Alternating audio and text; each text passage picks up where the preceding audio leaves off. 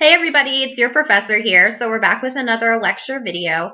This week we're going to be covering chapter 11, and I did send out an email, or will have by the time this video is up, letting you know there's a typo on the syllabus. We're not covering chapter 9. We are strictly covering chapter 11 this week. So that's what I'm going to talk a little bit about, and then that's also what your test and discussions are going to be about.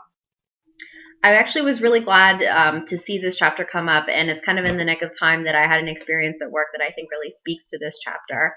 We're going to be talking here about Maslow and his hierarchy of needs, and this is certainly something, like many things that I've said, you're going to see repeatedly again and again, but it's such an important concept, especially when you actually are out there working with individuals.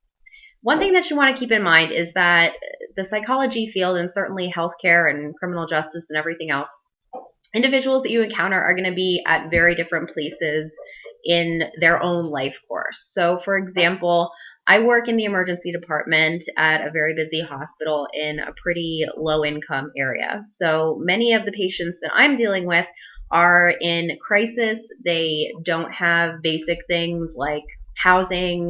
They may not have family to fall back on. Many cases, they really truly have absolutely nothing.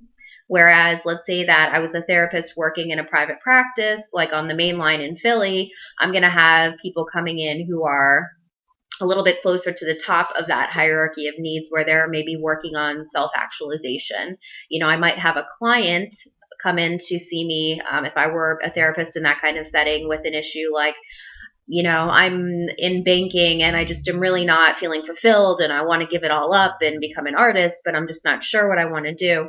So do you kind of see where I'm coming from here, that there's a lot of variety in terms of where people are at, and that is really going to guide the way that you approach them and sort of how you tackle whatever it is that they're dealing with. Because truly, as you're going to read in the book here, the whole basis of this theory is that you really can't work on the top areas. You can't work on the things that are more what they call existential, the sort of meaning of life issues, until the person really has a solid foundation in some of the more basic needs like the food, clothing, and shelter.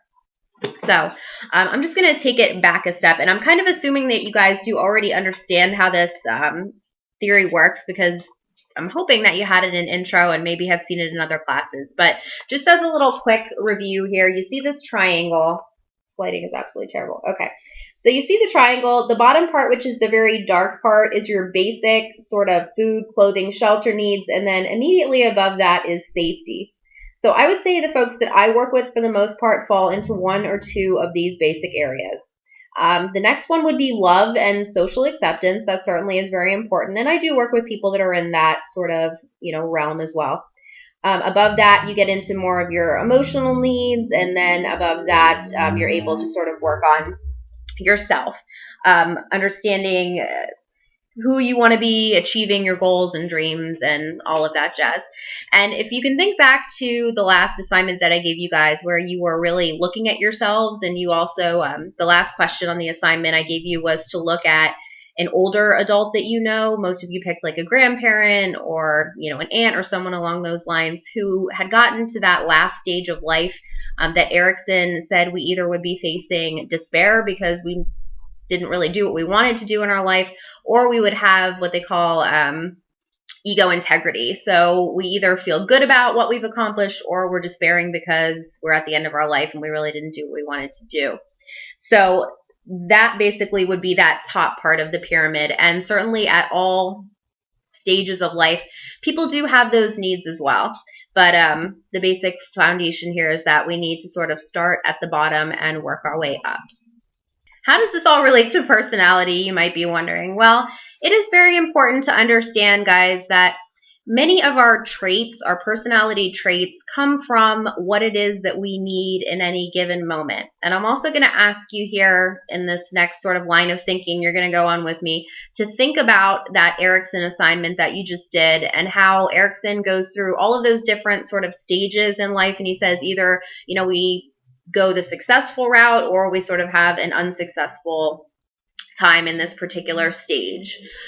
So what I mean to say by that is that, let's say that our basic fundamental needs are not met early in life.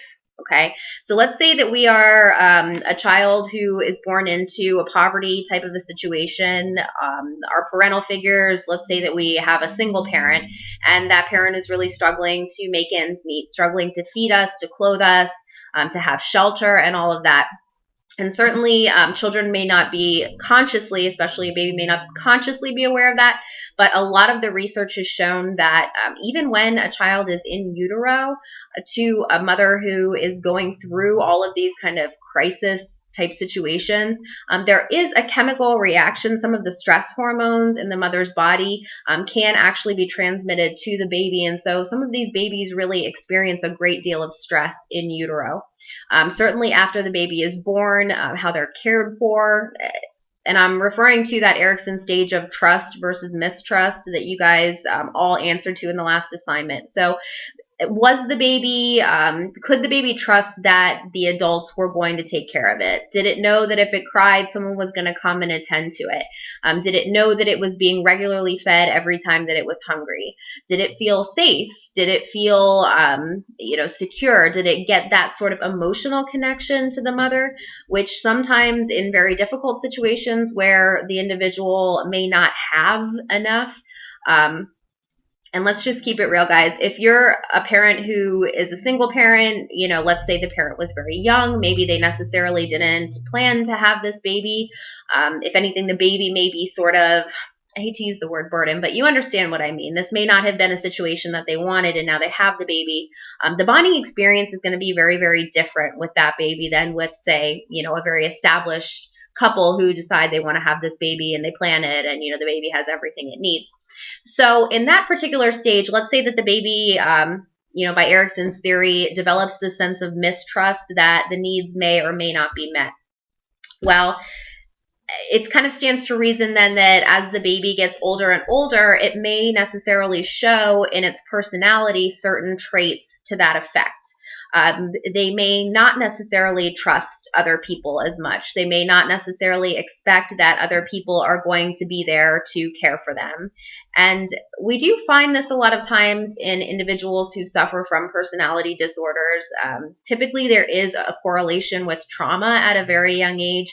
And it's certainly, you could see the connection between these unstable relationships that maybe they experienced, or not only even experienced, but also saw people around them have, and then they may kind of express these same traits later on that come out as a personality disorder. If that makes any sense. Another thing that I wanted to talk about with regards to that was an example from today, just at work today. We have an individual, a patient who is highly, highly personality disordered. I would say that he's probably a combination of antisocial personality and definitely a lot of borderline personality disorder traits. So just a very, very challenging guy. He definitely is addicted to a lot of narcotic medication. He's addicted to painkillers. He's also addicted to what we call benzodiazepines, which is an anti-anxiety drug. They're highly addicting, very widely abused. That would be something like Valium, Ativan, Klonopin, and they definitely have their place in psychiatry, psychology.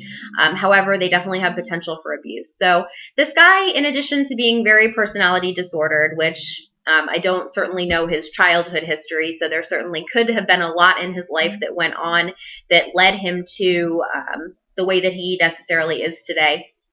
But what he'll do is he'll come in and he claims to have these chronic pain issues. So he'll right away start sort of carrying on. He'll be very rude and nasty to the doctor, and he'll demand medicine for pain. It's pretty well known that he really shouldn't be getting those medicines, but because he is just so difficult, and I mean, he will curse, he will threaten, he'll threaten to kill himself, he'll threaten to kill you, he'll threaten to kill other people, he'll make just a huge scene every single time he comes in, and security, has to come and get involved. It's a whole big deal.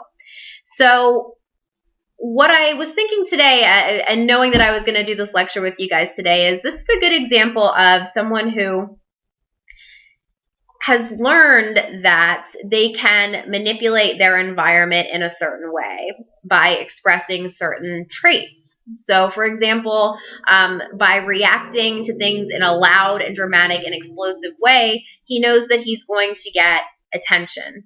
Okay, number one. And that's something that it's not a positive attention, it certainly is a negative attention, but that could be somebody who, when they were growing up, didn't necessarily get attention unless they acted out. And now, even as an adult, this is how they're getting attention from people. The other thing is that he knows that he is probably going to get what he wants by acting out like this, because people will many times go ahead and just give him whatever it is that he wants just to get him to calm down, quiet down, just because sometimes, I'm going to be honest, it's easier just to give the person what it is that they want, even if it's something that they don't necessarily need or that they probably shouldn't have. So whenever I'm dealing with someone who is really escalating, like the person that I just described, the first thing that I want to do is think about what are the needs that this person has in the moment. And certainly it could be something like, water, shelter, housing, whatever. But it could also be something different. Like, for example, control. That's one that I definitely see a lot in my own particular line of work. What we many times have to do is to keep someone in the hospital who doesn't necessarily want to be in the hospital. And many times what we'll find is that even though we know they're not going to be leaving, they can't leave, they will continue to debate you. Yes, I can. You can't do this. Yes, I can. And no matter how many times you tell them, listen, unfortunately you're not able to do that, they will still continue to debate and debate and debate. So in that moment, rather than just keep telling them the opposite and, sort of use force and anything like that, what we always want to do with people, and whether it's a situation like that or really any situation when you're dealing with somebody, definitely in this context or even sort of in your own, one-on-one interactions with people, is to think to yourself, what does this person need in this moment? And see if you can give it to them in a different way. Okay, so let me go back to the example that I was using about the gentleman with, the pain pill addiction and the personality disordered issues. One of the things that he needs is to feel a sense of someone caring about him, because unfortunately many times probably throughout his life he probably hasn't had that. So what I noticed today was that unfortunately he and I really did not hit it off well, because I did kind of come at him sideways a little bit. But then his caseworker showed up, and she just sort of sat with him next to his bed for probably like 20 minutes and just kind of listened to him and let him go on and on about how much he hated me and the hospital and everything else. And it really did calm him down in that moment. So he got to feel like a patient being taken care of. And unfortunately, it's kind of an inappropriate thing for him, because that's why he likes to be in the hospital all the time, because that's the only context in which he gets people, or he gets to feel like people are caring for him, is in that sort of hospital setting. But she was able to give that to him just in sort of sitting with him and listening to him and just sort of being on his side, so to speak, in a different way. Back to the example also that I was going to use as far as, if somebody is escalating and you're trying to figure out, what do they need? And in the particular situation where they're looking for control of the situation, like people who are not able to do what they want to do, we're telling them no, they're saying yes. What I try to do many times is to spin it around and give them what I call the illusion of control. So even if I know that they can't leave the hospital, what I'll try to say to them is something like, look, I know that you don't want to be here right now. I understand that you're pissed off. I'm really, really sorry about that. Unfortunately, you're going to need to come into the hospital one way or another. So why don't you keep the control here and sign yourself in on a voluntary basis? That way you will have the ability to sign yourself out in 72 hours if that's what you want to do. Because otherwise, honestly, I'm not going to have a choice. I'm going to have to involuntarily commit you. That's going to be 5 days versus 3 days if you just kind of go with the flow. So do you get what I mean? So if I'm understanding that this person is feeling out of control, they're having a need to impose their control, rather than just continue to fight with them and say, no, I'm really the one running the show here, you're not. What I try to do is be conscious of that and then give them a little bit of whatever it is that they need in that moment, but in a different way that is technically acceptable. Okay, guys. Well, hopefully that wasn't more confusing than helpful to you. I know a lot of you guys have reached out to me and said that in the video lecture, you really want to hear a little bit more of my personal experience in the field, some of the stuff that you may actually be using or things that you may be able to sort of use or look for in your own life. So that's what I'm kind of going to try to gear myself towards giving you. If that's good for you, certainly let me know in an email. If there's something else that you think would be more beneficial to you, you definitely can reach out to me for that as well. All right, looking forward to another great week and reading all of your papers, which I really did enjoy last week. And I appreciate you guys being so open and so honest about all the things that you've been through in your lives. Sounds like you guys are really some very interesting people with a lot of really diverse life experiences. All right, as usual, email me with any questions and concerns, and I will see you guys next week. Bye.